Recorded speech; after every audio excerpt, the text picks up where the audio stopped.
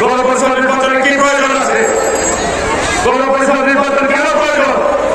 বাংলাদেশে আজকে সংস্কার প্রক্রিয়া নিয়ে দীর্ঘ আলোচনা হচ্ছে, কেউ জনগণ বিরক্ত। বাংলাদেশ জাতীয়তাবাদী দল বিশ্বাস করে দেশের মানুষের অধিকারে বৈষম্যমুক্ত বাংলাদেশ গড়তে বাংলাদেশ জাতীয়তাবাদী দল সংস্কারে বিশ্বাস করে। যে কারণে আমরা চাই লোকসভা সুষ্ঠু নিরপেক্ষ নির্বাচন আমরা সবাইকে নিয়ে দেশ থেকে করতে চাই। এই জামাত ইসলামের জন্মলগ্ন থেকে না বললে নয়, জামাত ইসলামের জন্ম 1941 সালে পাকিস্তানে মওদুদ সাহেবের নেতৃত্বে। বাংলাদেশের পাকিস্তান সৃষ্টির 1947 সময় পাকিস্তান সৃষ্টির বিরোধিতা করেছিল জামাত। 1971 সালে শুধু বিরোধিতায় নয়, সরাসরি তারা মুক্তিযুদ্ধে বিরোধিতা এবং তাদেরকে সহায়তা করার জন্য দায়িত্ব পালন করেছে। আজকে এই সময়ে যারা হঠাৎ করে পিআর পদ্ধতি না হলে নাকি নির্বাচন সুস্থ হবে না। গত জামাত ইসলামের গত 40 বছর বিএনপির সাথে একসাথে পথ চলা। আমরা জোটবদ্ধ আন্দোলন করেছি, যুগপথ আন্দোলন করেছি, আমরা জোটবদ্ধভাবে নির্বাচন পছন্দ করেছি, তারপরে অগ্রগতি হয়নি, সেটি ভিন্ন কথা।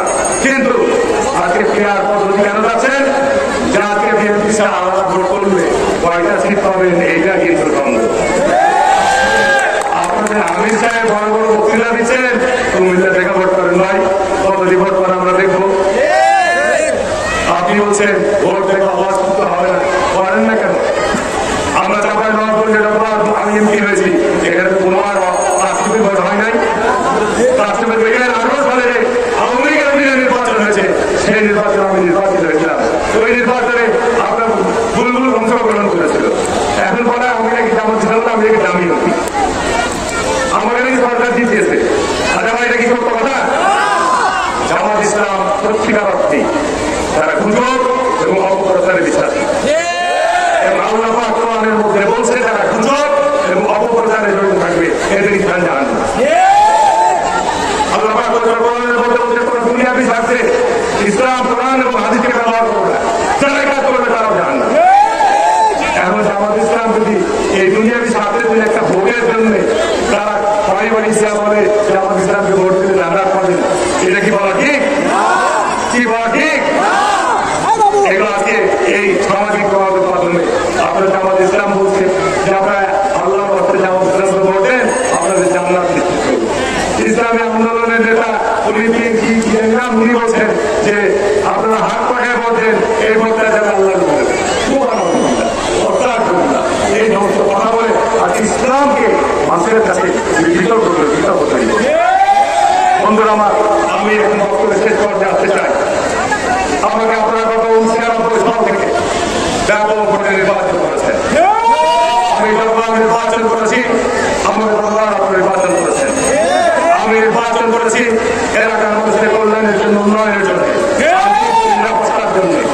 আমি নির্বাচন করে আমি অধুরের মতো আপনার ওই পেট্রোল পাম্প বানাতে চাইনি, আমি অধুরের মতো পার্ক বানাতে চাইনি, আমি অধুরের মতো অট্টালিকা বানাতে চাইনি। নির্বাচন করেছি প্রতিজ্ঞা মতো যে জনগণ আমাকে নির্বাচন করেছে এলাকার মানুষের কষ্ট দুঃখতা লাঘব করার জন্য। এবং আমি নির্বাচন হওয়ার পর এই এলাকায় যেখানে দাঁড়িয়ে মিটিং করছি, এই এলাকায় এই যে আমার কষ্ট ছিল, এই এলাকা ভরা করে দিচ্ছেন পার্ক আমি তৈরি করে দিচ্ছি। এই এলাকায় পলিটেকনিক জেলা প্রতিষ্ঠান, পলিটেকনিক ইনস্টিটিউট স্থাপন করে দিয়েছি। এই এলাকায় জেলা প্রতিষ্ঠান, কারিগরি প্রশিক্ষণ কেন্দ্র তৈরি করে দিয়েছি। এই বারাকপুর, এই বারাক থেকে আধুনিক বাজারের রূপান্তর করে দিয়েছি।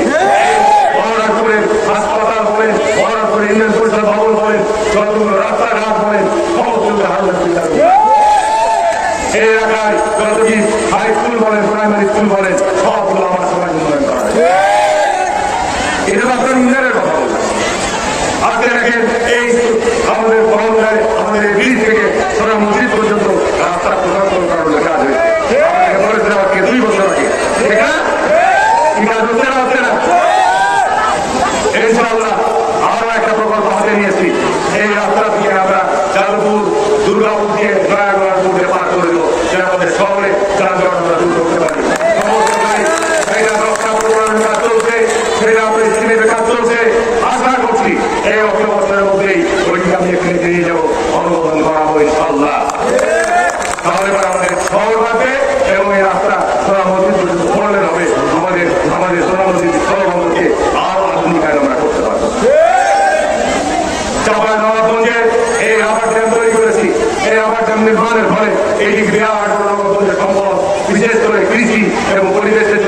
বিরাট বড় সম্পদ তৈরি হয়েছে।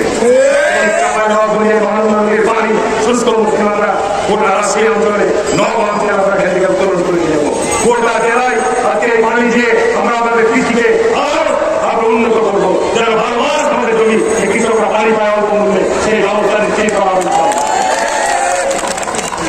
এই মহানন্দার পানি থেকে আজকে সমস্ত ইউনিয়নগুলো পৌরসভাগুলোকে ওয়াটার ট্রিটমেন্ট প্ল্যান্টের মাধ্যমে পানি বিশুদ্ধকরণের প্রকল্প হাতে নেওয়া হয়েছে। ইতিমধ্যে এই ব্রিজের ওই পারি আপনার বারোঘড়ি এবং মহারাষ্ট্রের জন্য ওয়াটার ট্রিটমেন্ট প্ল্যান্টে আপনার টেন্ডার হয়ে গেছে। এই মাসটি কাজ আমরা শুরু করা। এই বারোঘড়িয়া রাস্তা কৃষি রাস্তাতে পাকিস্তান রোড এইটা 94 ডিগ্রি দুর্ভোগের শিকার, প্রায় 22 কোটি টাকা বরাদ্দ করেছি, টেন্ডার হয়ে গেছে। ইনশাআল্লাহ আগামী মাসে এই কাজে বন্ধুরা আমার চাঁপাইনবাবগঞ্জের সবচেয়ে বড় সম্পদ ছিল পদ্মার ভাঙন। আজকে আমরা যেখানে বসে মিটিং করছি, আমি যখন 2001 সালে নির্বাচনের প্রার্থী হলাম, আমাদের সভাপতি মানুষ জিজ্ঞাসা করল সাংবাদিকরা আগামী প্রধান প্রার্থী, আমি বললাম আমি যদি পদ্মার বাঁধ না করতে পারি আমার জেলার সমুদ্র জায়গা থাকবে না, আমাকে পদ্মার বাঁধ নির্মাণ করতেই নির্মাণ না করতে পারে আমি রাজনীতি ছেড়ে এবং জায়গা থেকে বললাম আমার বাদ করে দিতে হবে, এই মাত্রই করতে হবে 2001 সালে, আর না হলে আমি আগামী রাজনীতি ছেড়ে দেবো। আমি মাননীয় প্রধানমন্ত্রী শুভেচ্ছা করছি, সাবেক প্রধানমন্ত্রী কৃতজ্ঞতা জানাচ্ছি। এই চাঁপাইনবাবগঞ্জে উন্নয়ন সমস্ত বেগুন দেওয়া হবে। কৃষিকরা বেশি বলছি অবদান এই ব্রিজ করেছে বেগম খালেদা জিয়া, ঠিক আছে, উদ্বোধন করেছেন এই মাঠে, এইখানে ওনাকে উদ্বোধন করেছেন। এই পদ্মার বাঁধ করে দিয়েছে বেগম খালেদা জিয়া। ওই পদ্মার বাঁধে পারম্পরিক বাঁধের কাছে হেলিকপ্টার নামিয়ে ওই বাঁধের আমি উদ্বোধন করেছিলাম।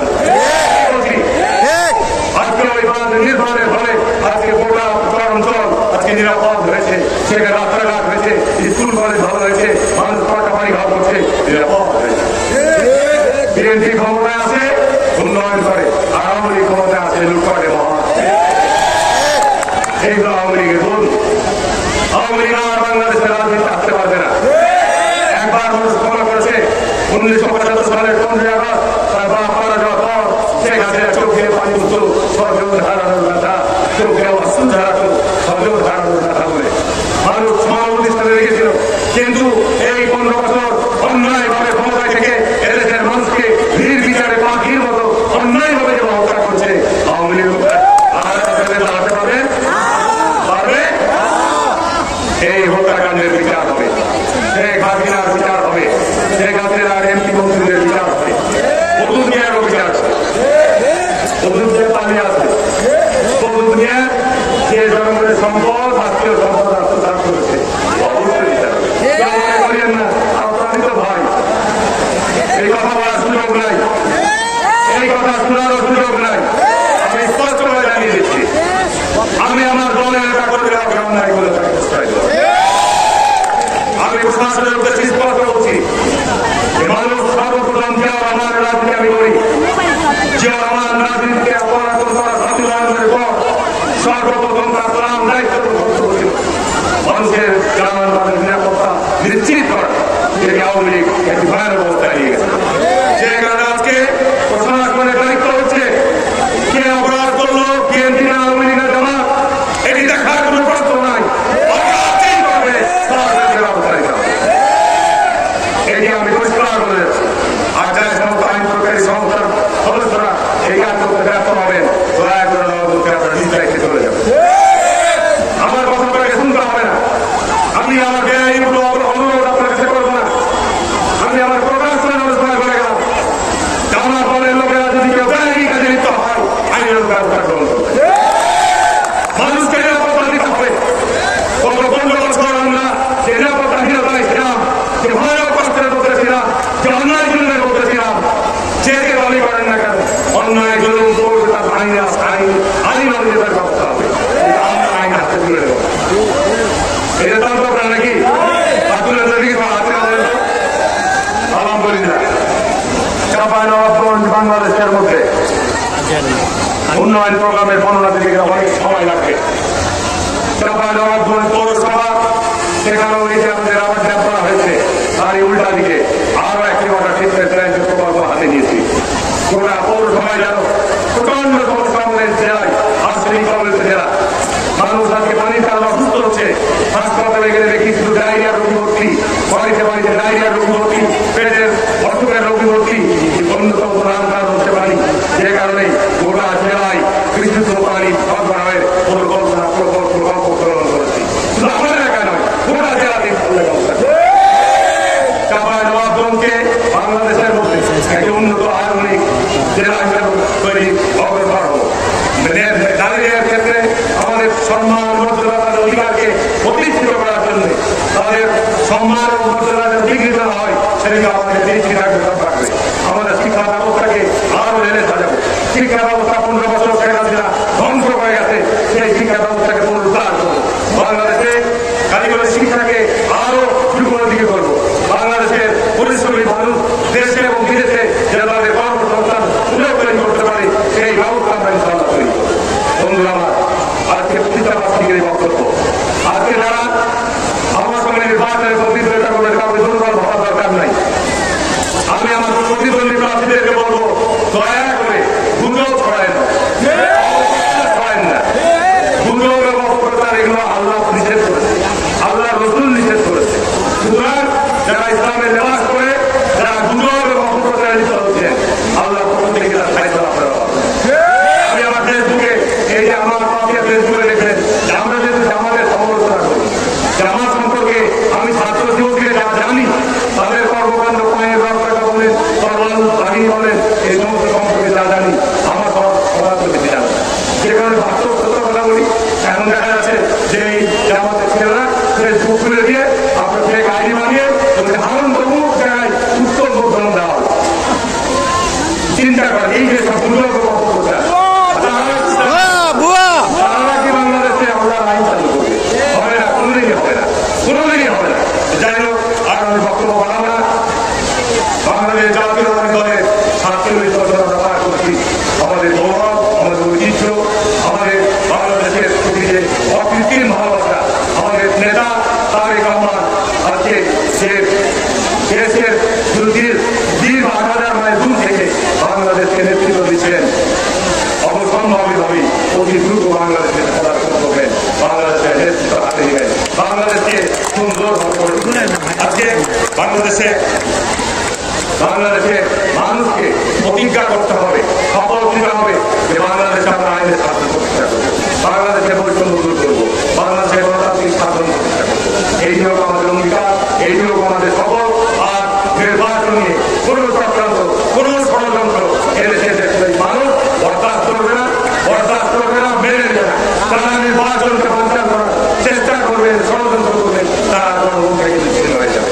বন্ধুরা, আর একটি সংবাদ আজকে আপনাদের সামনে, আমাদের একজন সহকর্মী, আমাদের 4-5-6 নম্বর ওয়ার্ডে আমাদের নির্বাচিত সর্বদলীয় কাউন্সিলর তারিমা, আপনারা রাজশাহী মেডিকেল কলেজ হাসপাতালে অসুস্থ অবস্থায় ভর্তি ছিল, মারা গেছে। আমি এখানে খবরটা শুনলাম, তার জন্য আপনার মাঠেরাত কামনা করছি।